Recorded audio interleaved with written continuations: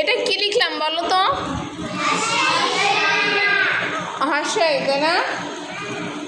আচ্ছা, আর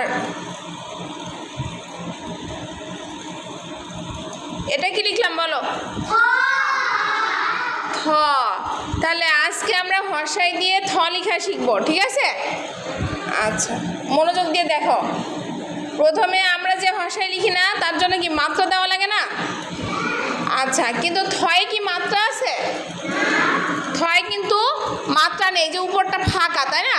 তাহলে আমাদের হর্ষাইয়ের মতো লিখতে হবে, কিন্তু মাত্রা দেওয়া যাবে না। হ্যাঁ, এই যে প্রথমে আমরা হর্ষাইয়ের মতো লিখলাম, ঠিক আছে? লিখে এখান থেকেও একটা দাগ দিতে পারি, তারপরে এই যে অর্ধমাত্রা টেনে দেবো, তাহলে কি হয়ে যাবে?